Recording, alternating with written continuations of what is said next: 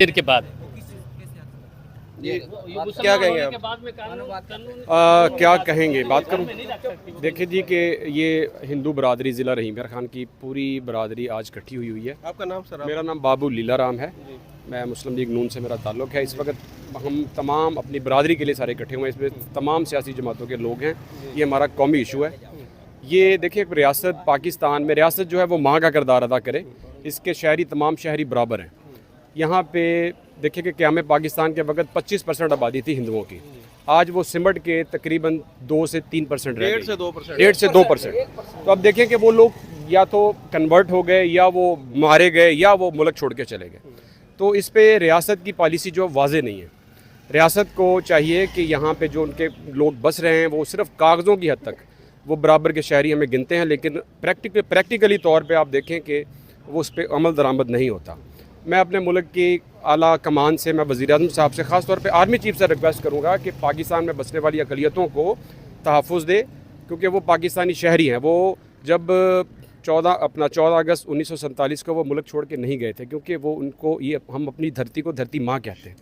तो हम यहाँ यहीं पे हमने कहीं नहीं जाना, हमने यहीं पे दफन होना है। हमारे आबाओ अजदाद इसी मुल्क में दफन हुए हैं और हमने भी कहीं नहीं जाना।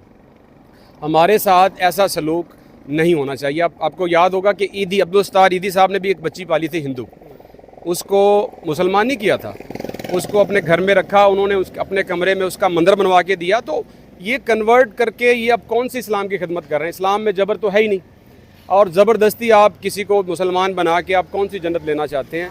तो मैं सिर्फ ये कहूँगा कि रियासत के अंदर रियासत एक शख्स ने बनाई हुई है जिसका नाम मियाँ मिठू है। तो उसने एक रियासत के अंदर रियासत बनाई हुई है, वो रियासत को चैलेंज कर रहा है, लेकिन हमारी रियासत खामोश तमाशाई बन के वो देख रही है। तमाम हिंदू जब से एक सीमा हैदर पाकिस्तान गई है वो अपनी मर्ज़ी से गई है। इसमें हमारा पाकिस्तान के हिंदुओं का कोई किरदार नहीं है। पाकिस्तान के हिंदुओं का इसमें कोई किरदार नहीं है। अगर वो इंडिया चली गई है तो यहाँ के हिंदुओं पे इतना जुल्म क्यों हो रहा है? वहाँ पे आपने देखा होगा उसके बाद सोशल मीडिया पे लोगों ने बातें की कि हम यहाँ पे हिंदुओं को उठाएंगे, मंदिरों पे हमले करेंगे। तो ये चीज़ें आपने रियासत ने नोट करनी चाहिए थी, उनको नोट करनी चाहिए थी। पिछले 2 हफ्तों में तकरीबन 8 बच्चियाँ अगवा हो चुकी हैं। एक बंदा खानपुर में हमारा कत्ल हो चुका है। तो इस वक्त रियासत कहाँ है? सर मीडिया भी इस पे आवाज़ नहीं, पाकिस्तानी मीडिया भी कोई आवाज़ नहीं उठा रहा। ये देखिए मीडिया मैं समझता हूँ कि शायद ये कोई सरकारी पॉलिसी है कि इस पे हमने आवाज़ नहीं उठानी। लेकिन मैं अपनी क़यादत से अपनी जो आला कमान है, जो इस मुल्क के असली वारिस हैं, मैं उनसे अपील करता हूं कि इस वाक़े का नोटिस लें और इस पे जो भी कार्रवाई बनती है वो कार्रवाई करें खुदारा, या फिर बॉर्डर खोल दें और हमें कह दें 18 लाख के करीब कह रहे हैं कि पासपोर्ट जमा हुए हैं इंडियन एम्बेसी में। इसी वजह से लोग जा रहे हैं कि अगर उनको यहाँ पे तहफ़्फ़ुज़ नहीं मिलेगा, अगर उनकी इज़्ज़तें महफूज नहीं होंगी तो फिर वो यहाँ रह के क्या करेंगे? हम यहाँ पे कारोबार कर रहे हैं, अगर हमारी इज़्ज़तें महफूज नहीं हैं, अगर हमारी बच्चियाँ बेटियाँ अगर हम उनको स्कूल में पढ़ा नहीं सकते, कॉलेजों में पढ़ा नहीं सकते, तो फिर हम यहाँ पे कैसे रह सकते हैं? तो या तो हमें रियासत अपनी, अब ये कोर्ट जो है वो रियासत के बॉल जो रियासत के कोर्ट में है वो हमें सही वाज़े पैगाम दे के हमारे लिए क्या हुक्म है, हम क्या करें? तो मैंने कल भी यहाँ पर जो सादकाबाद के अंदर हिंदू कम्युनिटी है उनसे भी बातें की, तो वो भी ये कह रहे हैं कि हम अपनी बच्चियों को अब स्कूल में नहीं भेजेंगे, हम गैर महफूज हैं यहाँ पर। देखें ये तो हमारी खेत ना जो ये तकरीबन 100 साल बाद ये हमारी बच्चियाँ ना यूनिवर्सिटी या कॉलेज में पहुँची हैं और उनके साथ ऐसा सलूक होगा तो कौन भेजेगा? आप बताएं। इसमें किसी को यहाँ पे इंसाफ नहीं मिल रहा। हम देखें ये 8 दिन हो गए हैं, हम मतलब पुलिस स्टेशन पे जा रहे हैं, चक्कर लगा रहा है। डीपी ऑफिस में हमारी मुलाकात थी, लेकिन पुलिस की कारकर्दगी सिफर है, बिल्कुल कोई रिस्पांस नहीं है। यहाँ पे एएसपी साहब सादिकबाद वाले हसीब साहब, उनकी कोई कारकर्दगी नहीं है। यहाँ डीपी ऑफिस भी आए हुए हैं, लेकिन हमें कोई अच्छा रिस्पांस नहीं मिला अभी तक इस मामले में।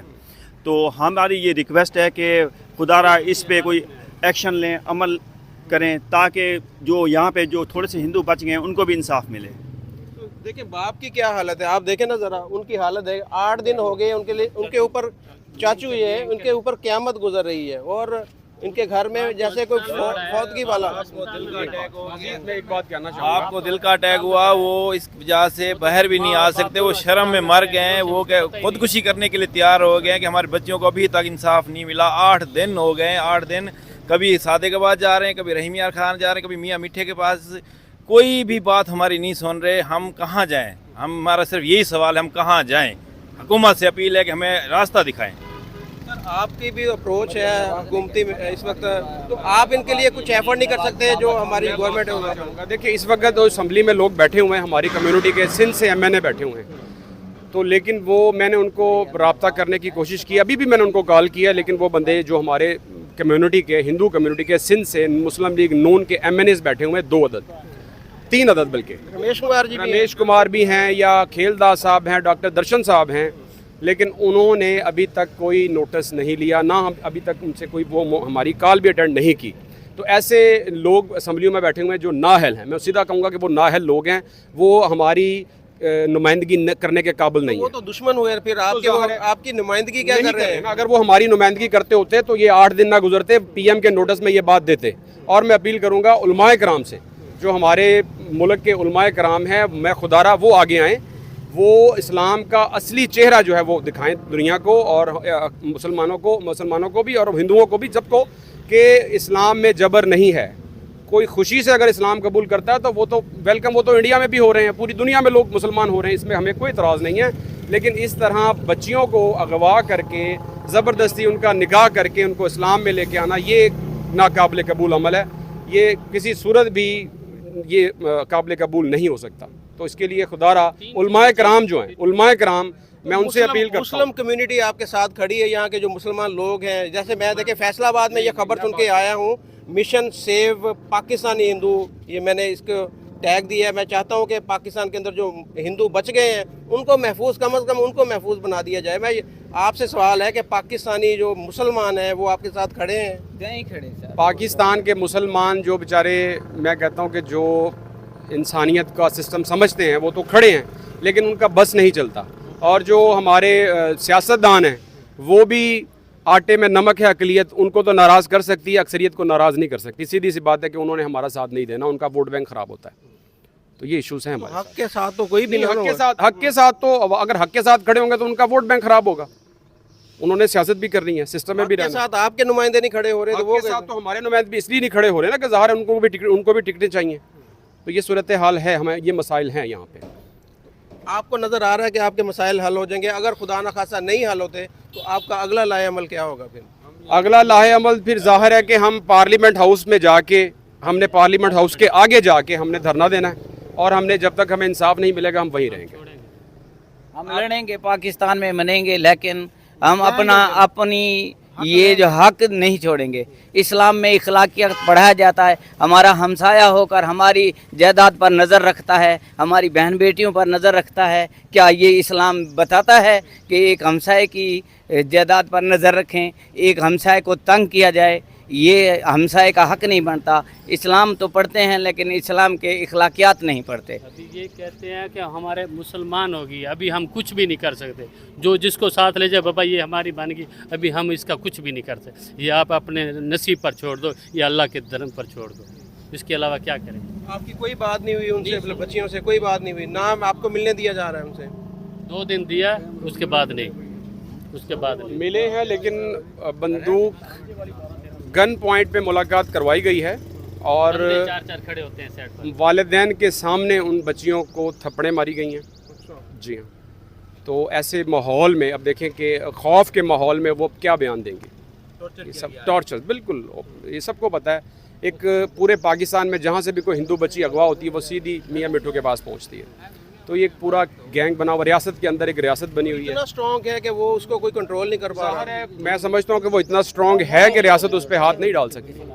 इतना स्ट्रॉन्ग तो है, रियासत उस पर हाथ नहीं डाल सकती। इसका मतलब तो यही हुआ कि वो स्ट्रॉन्ग है। इस बात का अंदाजा भाई आप इस बात का लगाया ना कि माँ बाप के सामने भी उन्हें थप्पड़े मारेगी, तो वो ये आप ये सोचे कि बाद में उनके साथ क्या किया होगा, क्या किया जाएगा? वो अंडर प्रेशर होगी। अगर वो इस तरह का बयान भी दे देंगे हम मुसलमान हुई, तो फिर आप क्या कर लेंगे? अगर वो प्रेशर में आकर उनको कोई धमकी दी गई या उनके ऊपर कोई प्रेशर डाला गया, उनको यही बता दिया गया कि आपके माँ बाप को मार दिया जाएगा, वो बच्चियां हैं, ना समझ है वो जी, और वो अपनी मर्जी से थोड़ी जाते हैं, अपनी मर्जी से जाते हैं मगर वापसी नहीं आते, वापसी का रास्ता नहीं देते वो। आज तक हज़ारों लाखों मुसलमान जो भी हिंदू लड़कियां हुई हैं, बताएं, उनका कोई पता है? लड़कियां कहाँ पर हैं? वो भेज दी जाती हैं, घर में कहाँ गायब हो जाती है, हमें कोई इल्म नहीं है इस बच्चों का। उस बच्चों के साथ आगे क्या सलूक होता है, उनकी शादियां करवाते हैं, उनको भेज दिया जाता है, हमें इस बात का कोई इल्म नहीं। देखें, हम कब तक ये जुल्म सहेंगे? हमें जब बच्चे जब मुसलमान हो जाते हैं, हम उनके वालिदैन को नहीं पता होगी उनकी बच्चियाँ कहाँ हैं आगे। मिलने के तो मिल हक है ना। जी, शादी के चलो मुसलमान होगी, उसके बाद वालिदैन को तो पता होना चाहिए कि बच्ची उनके साथ भाग गई है, उनके साथ शादी कर गई, लेकिन बच्चियाँ गायब हो जाती हैं। मुसलमान होने के बाद बच्चियाँ नज़र भी नहीं आती, बच्चियाँ टोटल गायब हो जाती हैं, पता नहीं कहाँ जाती हैं, भेज दी जाती हैं, पता नहीं क्या किया जाता है उनके साथ। तो दोस्तों ये देखें, ये सूरत हाल इस वक्त, ये हिंदू भाई बहुत परेशान है। DPO साहब से इन्होंने मुलाकात की, उन्होंने तसल्ली ज़रूर दी, लेकिन अभी तक इनको कोई इनकी तसल्ली नहीं हुई कि इनकी बच्चियां इनको वापस मिलेंगी या क्या है। अभी देखते हैं क्या होता है, लेकिन ये परेशान है। ये रियासत से अपील कर रहे हैं, ये हुकूमत पाकिस्तान से, आर्मी चीफ से, चीफ जस्टिस से इनकी अपील है कि इनकी बच्चियों को बाजियाब करवाया जाए। जो यहाँ पर एक माफिया बैठा है जो कि अगवा करे, यहाँ पर मरीम नवाज साहिबा को भी इन्होंने मुखातब किया है और ये चाहते हैं कि इनकी बच्चियाँ इनके हवाले की जाए, अदालत में पेश की जाए, उनके बयान लिया जाए। 8 दिन हो गए हैं कि वो उनको ना तो पेश किया जा रहा है, पुलिस भी जाती है तो वापस आ जाती है। इतने वो बाअसर लोग हैं कि पुलिस भी उनसे डरती है। अब देखें आगे क्या होता है। बहरहाल हम इनके साथ खड़े हैं और जब तक इनको इंसाफ नहीं मिलता, इनको इनका हक नहीं मिलता, इनको इनकी बच्चियां वापस नहीं मिलती, हम इनके साथ खड़े हैं और इनकी आवाज़ जो है वो बुलंद करते रहेंगे। और हम चाहते हैं कि ये अपने वतन के अंदर ये इनकी जान माल महफूज हो और ये इस मुल्क को छोड़ कर ना जाए। जिस तरह यहाँ पर हज़ारों की तादाद में लोग जो है छोड़ कर मुल्क छोड़ के भाग रहे हैं, हिंदू भाई भाग रहे हैं, वो ना भागें। इनको एतमाद हो कि ये जो रियासत है, ये स्टेट है, इनको इंसाफ देगी और इस इंसाफ के लिए हम इस जद्दोजहद में इनके साथ खड़े हैं। तो बहुत शुक्रिया। अगर अक़लियत वाले यहाँ पर महफूज हैं तो ये रीढ़ की हड्डी की मांद है। एक पाकिस्तान में रीढ़ की हड्डी जैसे कामयाब है, इसी की मांद है। अगर हम यहाँ तहफ़्फ़ुज़ महफूज होंगे तो हमारा पाकिस्तान मुस्तकम होगा, लोग हम पर यकीन करेंगे। हम अपने हमसाए महफूज नहीं हैं तो हम कैसे पुकार लगाएंगे? जुल्म ज़्यादती बंद करो। हम पाकिस्तानी हिंदू पर जुल्म और ज़्यादती बंद करो। बंद करो, बंद करो, बंद करो, जुल्म और ज़्यादती बंद करो।